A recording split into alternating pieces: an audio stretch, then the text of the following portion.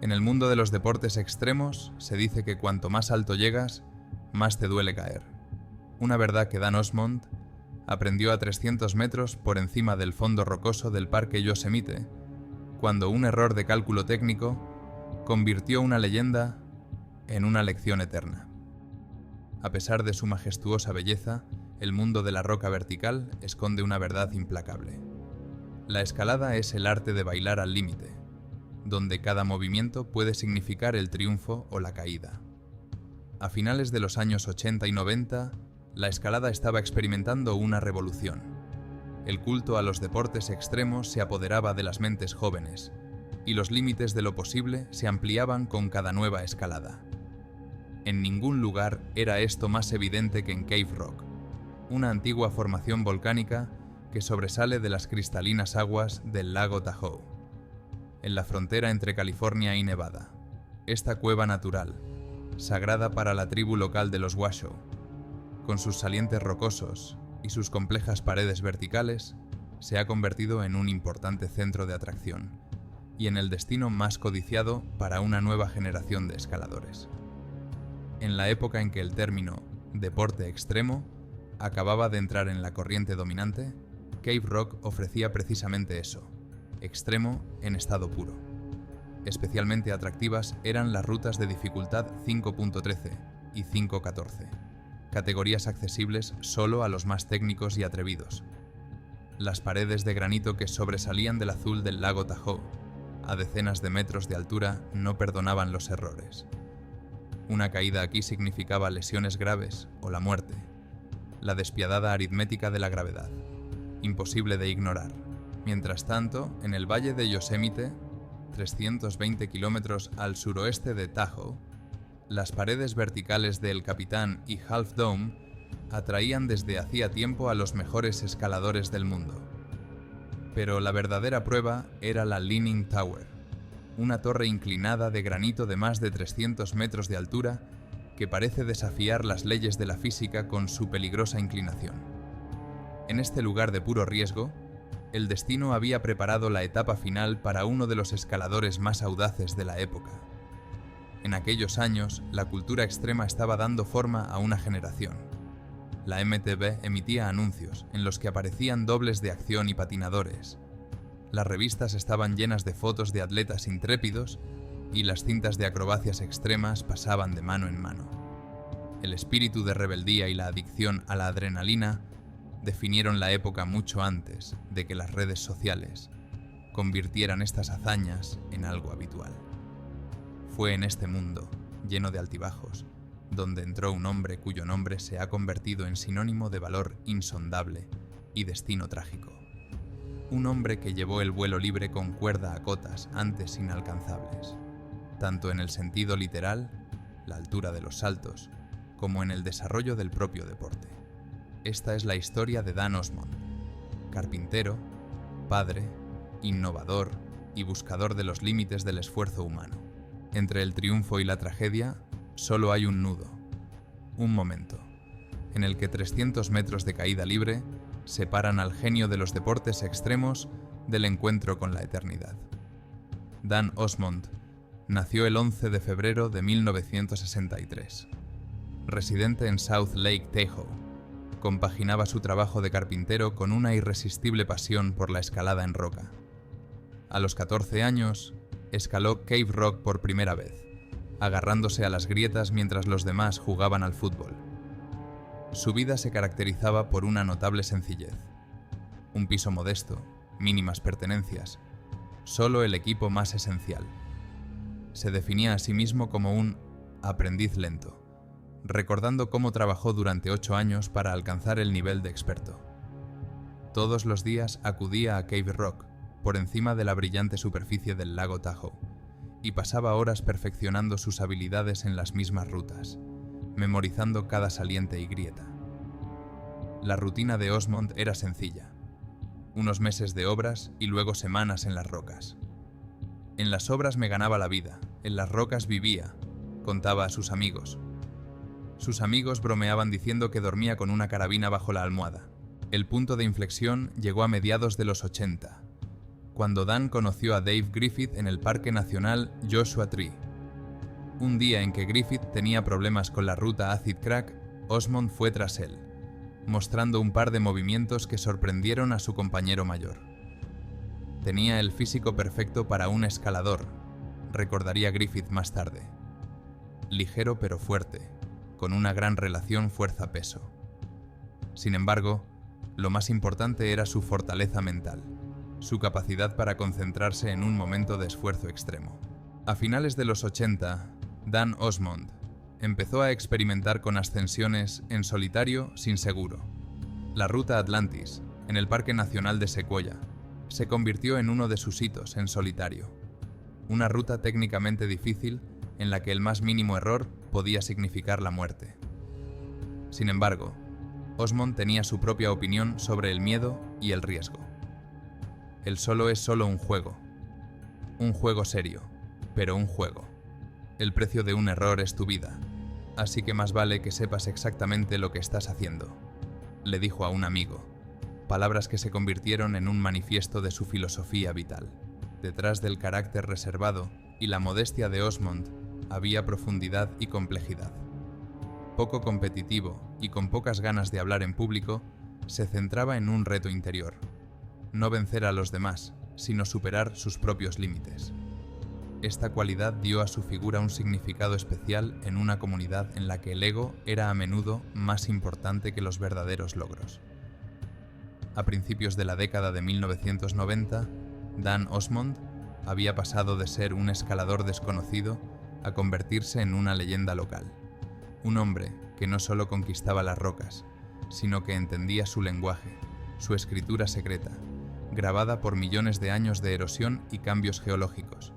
En 1959, en una nueva ruta en Cave Rock, que más tarde bautizó como Phantom Lord, Dan Osmond experimentó algo que cambió su percepción de lo extremo. Mientras trabajaba sobre un saliente, se cayó repetidamente, descolgándose con una cuerda a una altura considerable. Estas caídas, whippers, como las llaman los escaladores, le asustaron al principio, pero pronto ocurrió algo asombroso. El miedo fue sustituido por euforia. En algún momento me di cuenta de que caer era para mí un reto mayor que la propia escalada, admitió más tarde en una entrevista a Rock and Ice. Así que, tras enfrentarse cara a cara con su propio miedo a caer y aprender a controlarlo, Osmond descubrió de repente un nuevo reino de la escalada extrema: el mundo de la caída libre controlada. En 1991, Dan ya estaba experimentando con lo que más tarde se llamaría vuelo libre con cuerda: saltar con una cuerda con un estiramiento mínimo, proporcionando una caída libre mucho más larga que en el puenting. Su sistema era radicalmente distinto del puenting. En lugar de una cuerda elástica, utilizaba una cuerda dinámica de nylon de 10-11 milímetros de diámetro, que detenía la caída bruscamente, pero no muy lejos del suelo. La historia podría haberse desarrollado de otro modo de no haber sido por un encuentro fortuito en Cave Rock en el verano de 1991. Eric Perlman y Mike Hatchett, realizadores de un documental sobre escalada en roca, se fijaron en una figura solitaria que escalaba una vía de dificultad 5,14, una clasificación solo al alcance de escaladores de élite de talla mundial. Perlman lo intuyó de inmediato: la cámara adora a este hombre. Uno de los aspectos que todo el mundo conoce, pero que rara vez se articula, es que Dan era un intérprete brillante. La cámara le adoraba por su línea y la fluidez de sus movimientos, recordó Perlman más tarde. Así que Osmond se convirtió en la estrella de su primera película, Masters of Stone, que no solo captaba su escalada, sino también sus primeros experimentos con saltos. La película le dio fama mucho más allá de su comunidad local, y pronto la MTV ya emitía anuncios con sus caídas, llegando a una audiencia de millones de personas. A medida que crecía su fama, también lo hacía la escala de sus saltos. De los 300 pies iniciales, Osmond pasó a 600, luego a 800, instalando sistemas cada vez más complejos.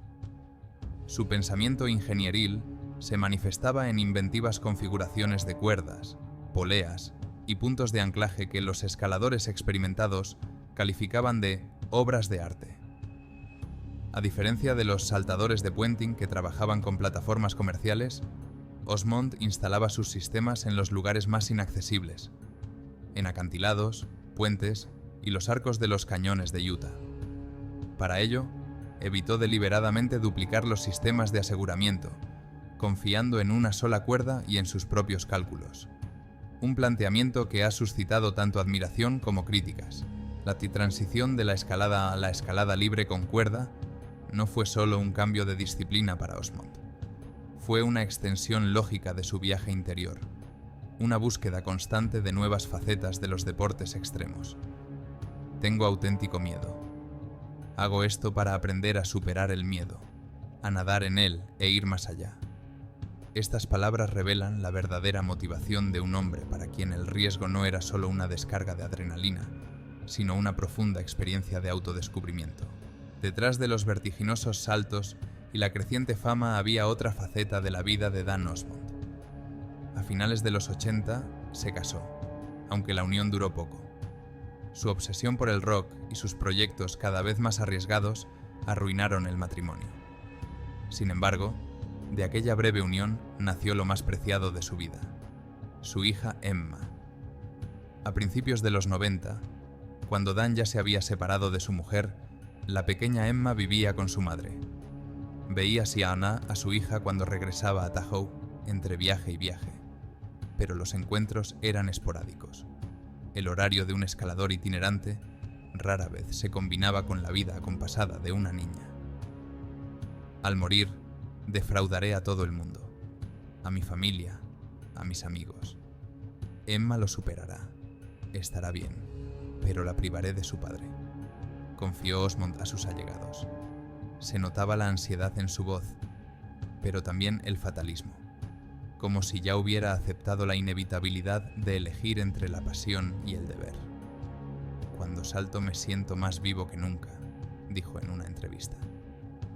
Pero entonces llego a casa y veo a Emma y me doy cuenta de que necesito vivir para ver su graduación, para ver su boda.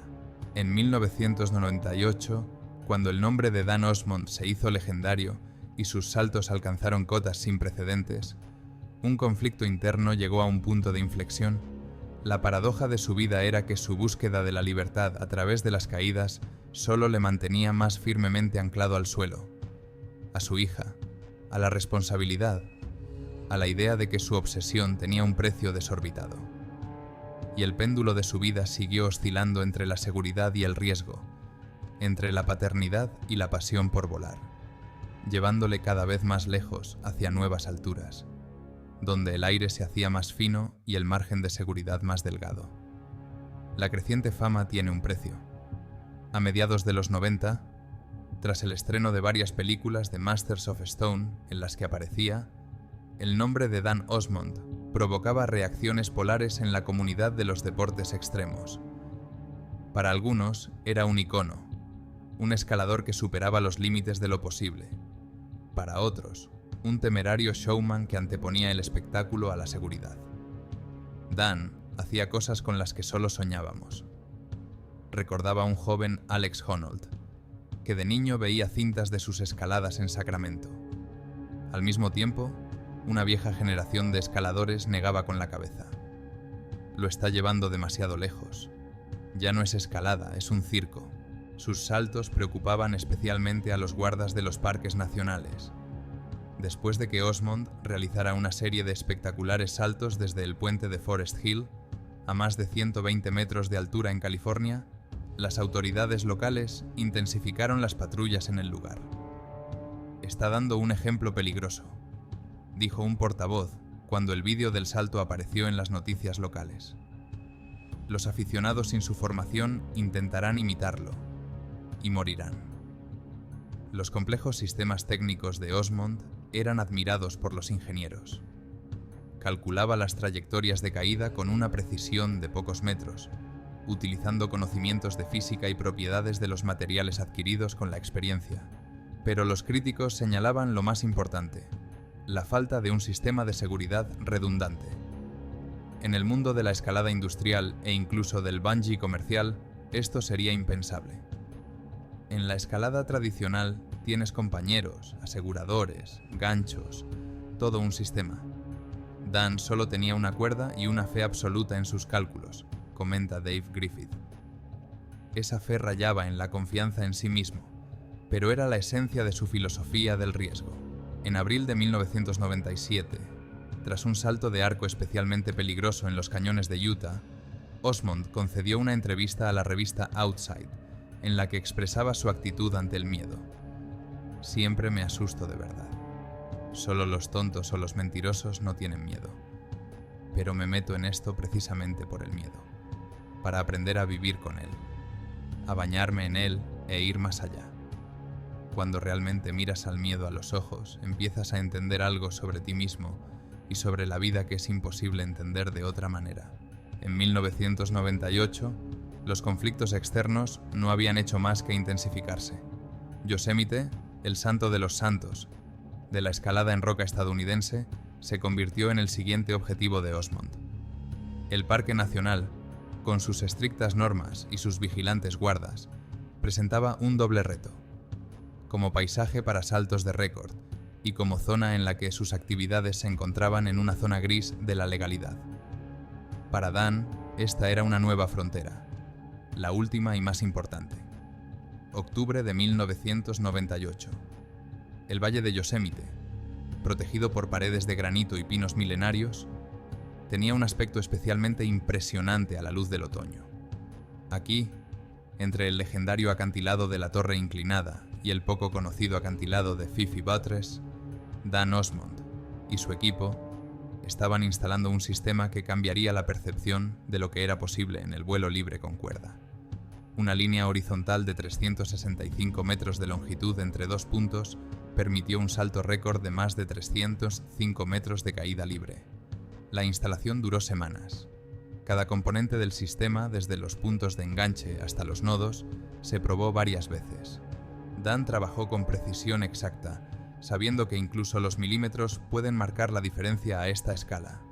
Entre sus compañeros temporales de salto estaba Dean Potter, una estrella emergente de la escalada que más tarde batiría récords de velocidad en el Capitán. A pesar de su propia valentía, Potter admitió que los saltos de Osmond le incomodaban. Mi escalada siempre se ha basado en el control, así que lanzarme desde acantilados, pensando que podría sobrevivir, que podría morir, me ponía un poco nervioso. El 17 de octubre, en plena preparación para el salto récord, sonó el teléfono de Dan. Era su hija Emma, con la voz temblorosa por las lágrimas. «Papá, tengo miedo por ti», le dijo. Sin dudarlo ni un segundo, Osmond dejó su equipo y subió al coche. «Esto es más importante», dijo brevemente a sus sorprendidos compañeros. La roca podía esperar. Su hija, no. 2 días después, de regreso a Yosemite de un viaje para ver a su familia, Osmond se enfrentó a un imprevisto giro del destino. Fue detenido por los guardas forestales por multas de aparcamiento impagadas y otras infracciones menores. Una situación que podría haberse resuelto con un simple pago se agravó de repente. Dan fue recluido en régimen de aislamiento durante 12 días. El duro confinamiento para un infractor de aparcamiento parecía excesivo. Los amigos de Osmond murmuraban que se trataba de una lección de demostración, la forma que tenía el guarda de disuadirle de saltar en un parque nacional.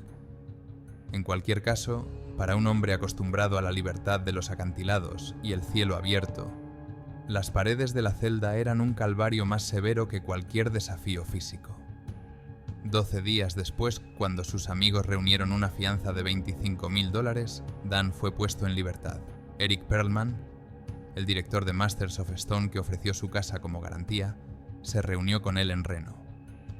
Estaba deprimido después de todo ese tiempo solo, recordó Perlman más tarde, viendo a Dan Osmond pasar tiempo con su hija, intentando ser un padre normal a pesar de la confusión interior. Durante aquellos días de noviembre de 1998, sus allegados vieron un cambio en Dan. Habló de el último gran salto y de que es hora de vivir una vida más tranquila. En una rara entrevista admitió: «Cuando todo esto acabe, estoy deseando pasar tiempo con mi hija y mi familia, y básicamente tumbarme en el sofá durante un tiempo. Llevo mucho tiempo avanzando a velocidad cósmica, y creo que todo tiene su tiempo antes de que empiece a alcanzarte. Tengo un carismático grupo de ángeles de la guarda que necesitan unas vacaciones pagadas. Nadie podía imaginar que aquellas palabras resultarían proféticas y que los ángeles de la guarda estaban realmente cansados. 2 ruedas pinchadas. Necesito volver al sistema en Yosemite para desmontarlo. Fue la explicación que Dan Osmond dio a su amigo Miles Dasher, pidiéndole que le llevara a última hora de la tarde del 20 de noviembre de 1998. Tras pagar la fianza y pasar unos días con su familia en Reno, Osmond parecía resignado a que su ambicioso proyecto tuviera que desecharse. Pero algo en sus ojos decía lo contrario. Llegaron a Yosemite el 21 de noviembre y subieron a la torre inclinada esa misma tarde. Osmond conocía cada piedra de la ruta, incluso en la oscuridad.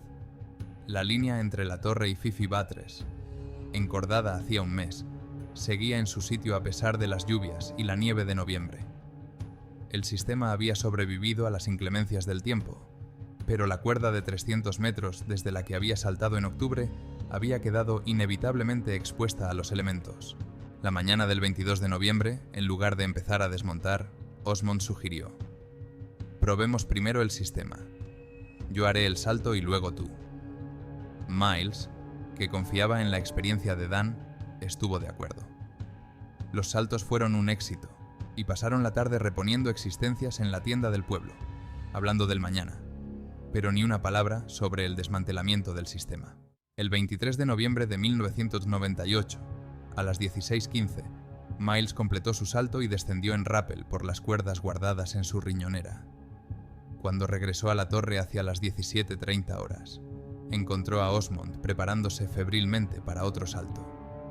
El sol ya se deslizaba hacia el horizonte, sumiendo el valle en el crepúsculo. Saltaré desde 330 metros de cuerda, lo que significa que solo estaré a 45 metros del suelo cuando me detenga, explicó Osmond, añadiendo 22 metros más de cuerda, el triple de lo habitual. También cambió el ángulo del salto, lo que le obligó a saltar por encima de la línea de recuperación. En medio de la oscuridad, sacó el teléfono para informar a sus amigos de que iba a batir el récord. Metió el teléfono en la funda que llevaba en el pecho y se preparó para el salto. El viento se levantó y el aire frío se llenó de expectación. Mirando hacia atrás, Dasher vio las señales de advertencia, la prisa por la oscuridad, el aumento significativo de la cuerda, el cambio de ángulo, la confianza de Osmond rayana en el miedo. Pero en ese momento, la fe en la excepcional habilidad de Dan pudo más que la duda. No se trata solo de las cuerdas, dijo Osmond en voz baja antes del salto, mirando hacia el valle. Se trata de enfrentarse al miedo. Caer es la forma más honesta de rezar. Dasher vio cómo la linterna del casco de Dan desaparecía en la oscuridad. Oyó el sonido de una cuerda tensándose que empezaba a azotar, y luego el cese repentino de ese sonido. El grito de Osmond, luego un fuerte golpe. Presa del pánico, Dasher intentó ponerse en contacto con él por radio, pero no obtuvo respuesta. A medida que el silencio se prolongaba, los peores temores se convirtieron en una certeza insoportable. El corazón de Miles Dasher latía como loco mientras bajaba las escaleras en la oscuridad. Cada segundo parecía una eternidad. Cuando llegó a la base, encendió su linterna frontal y empezó a abrirse paso por el pedregal, dirigiendo el haz de luz entre rocas y árboles. A las 18:40, Dasher vio un trozo de cuerda colgando de una rama a gran altura. Bajó la mirada y vio a Osmond tumbado de lado. En un último rayo de esperanza, Dasher corrió hacia arriba y comprobó si tenía pulso. No tenía pulso. Dan parecía casi sereno, como si se hubiera quedado dormido. No había heridas visibles, ni muecas de dolor, solo la paz perfecta de un hombre que ya no luchaba contra la gravedad de la tierra. A la edad de 35 años, Dan Osmond realizó su último vuelo. Dasher, conmocionado hasta la médula, corrió sobre las rocas hasta el aparcamiento más cercano. donde se esforzó por marcar el número de su amigo en un teléfono público. Dan ha muerto, dijo sollozando. Está en el suelo. Acabo de verlo. Está muerto. Llamó al 911. Una hora más tarde llegó el forense con los guardas forestales, que intentaron llegar al lugar, pero dieron marcha atrás debido a lo resbaladizo del terreno.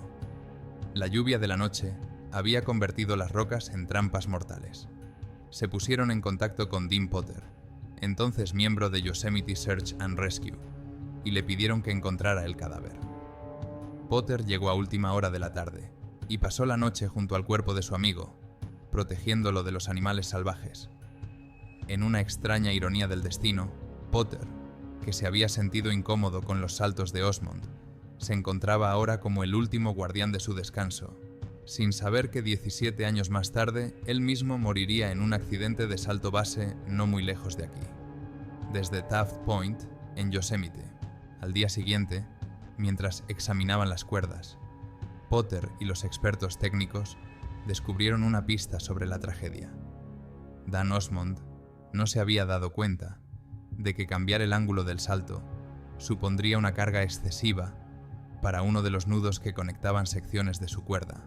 Esta carga, unos 10-12 kilonewtons, equivalentes a 1.200 kilogramos, superaba la resistencia de la conexión, provocando el deslizamiento del nudo. El error técnico de cálculo, agravado por un mes de exposición a la lluvia y la nieve sobre el equipo, fue fatal para un hombre que siempre afirmaba: «Mi vida depende de la cuerda, así que conozco la cuerda mejor que nadie». En una trágica ironía, sus últimas palabras a Dasher, todo listo, resultaron ser el mayor error que jamás cometió. El hombre que enseñó a los demás a bañarse en el miedo, quizá no experimentó suficiente miedo en ese momento como para detenerse. La imperceptible línea que separa el valor de la temeridad, como el límite entre la vida y la muerte, se cruzó en el crepuscular cielo de noviembre de Yosemite cuando la cuerda, en lugar de ser un puente entre la caída y el vuelo, se convirtió en un deshilachado hilo del destino. Durante 3 semanas después de la tragedia, el sistema de Osmond siguió colgando entre la torre inclinada y la Fifi Buttress, incluida gran parte de la línea de salto rota. Los guardas del parque llevaron a cabo una investigación que avanzó más lentamente de lo que los amigos de Dan habían previsto. En diciembre de 1998, el equipo de rescate recuperó las secciones superiores de la línea de salto y las envió a examinar.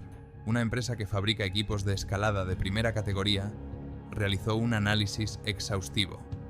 Los resultados fueron inequívocos. Osmond no previó que el cambio del ángulo de salto sometería a una tensión indebida a uno de los nudos. No se encontró ningún sabotaje deliberado. En la comunidad de escaladores circularon rumores de que los guardas podrían haber dañado la cuerda a modo de lección, pero los análisis de laboratorio desmintieron esta teoría.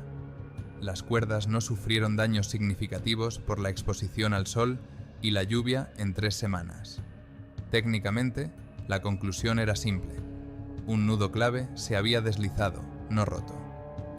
El 28 de noviembre de 1998, en un día frío y ventoso, más de 200 amigos y familiares se reunieron en Cave Rock, sobre el lago Tahoe, para presentar sus respetos a Dan Osmond. Sus cenizas fueron esparcidas sobre las aguas del lago que tanto amaba y donde pasó los mejores años de su vida. Emma, de 8 años, junto a su madre, observa cómo el viento se lleva las cenizas de su padre. Eric Perlman, Dave Griffith, Miles Dasher y otros amigos cercanos pronunciaron palabras de despedida, de su valor, su talento, su humanidad más allá de las rocas y las cámaras.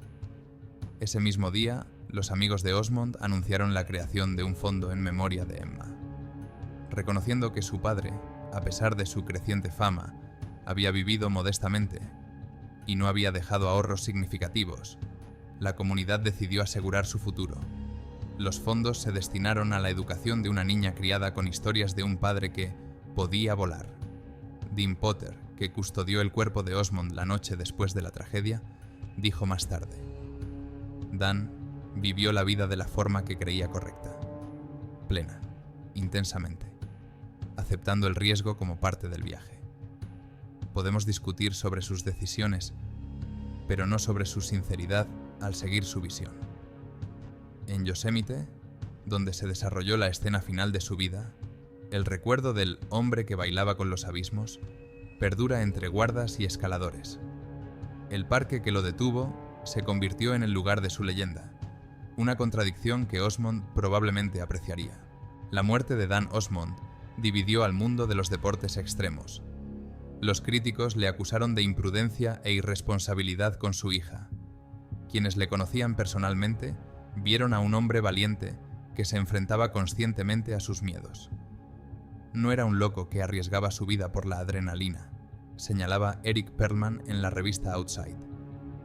Era un explorador, un artista que trabajaba en el medio del miedo y la gravedad. Lo que a otros les parecía temerario, para él era un proceso profundamente consciente. En 2007, el Servicio Forestal de EE.IAIO cerró permanentemente Cave Rock a la escalada en roca. Había algo simbólico en el hecho de que el lugar que Osmond transformó de un sitio desordenado a un espacio icónico para los escaladores siguiera siendo de su dominio, intocado por las nuevas generaciones. Alex Honnold, que se hizo famoso por escalar en solitario el Capitán, reconoció la influencia de Osmond. Dan Osmond hizo cosas en Cave Rock que para mí, de niño, representaban las únicas rutas deportivas de las que sabía algo. Fue inspirador. El legado de Osmond en el vuelo libre con cuerda es más complejo. Su enfoque minimalista de la seguridad no se generalizó. El coste de cometer un error era demasiado alto. Pero su actitud filosófica ante el miedo ha influido en los deportes extremos aéreos modernos. La historia de Dan Osmond nos recuerda que existe una delgada línea entre el triunfo y la tragedia. Los deportes extremos ponen a prueba los límites de las capacidades humanas, pero nunca hay que subestimar los peligros que entrañan. Quizá la mayor lección de Dan Osmond sea la importancia del equilibrio, entre pasión y responsabilidad, entre innovación y preparación, entre libertad y cuidado de los que nos quieren. Como él mismo dijo en su última entrevista, «Cuando todo esto acabe, tengo muchas ganas de pasar tiempo con mi hija y mi familia». Para quienes acuden a los mundos verticales en busca de sí mismos, su historia sirve tanto de inspiración como de advertencia, tan hermosa y despiadada como las paredes de granito de Yosemite al amanecer. La tragedia de Dan Osmond plantea una pregunta. ¿Dónde está la línea que separa el valor de la temeridad? ¿Preferirías vivir una vida corta pero colorida y llena de momentos extremos? ¿O una más larga pero más comedida? ¿Fue Osmond egoísta al arriesgar su vida a pesar de tener una hija creciendo? ¿O su voluntad de superar el miedo podría considerarse una forma especial de valentía? ¿Y si hubiera sabido que el salto final sería fatal, se lo habría dicho? ¿O es que algunas lecciones la humanidad debe aprenderlas de este modo, a través de la pérdida y la tragedia? Si te ha gustado esta historia, no olvides darle a me gusta y suscribirte al canal. Gracias por vernos y nos vemos en los próximos episodios.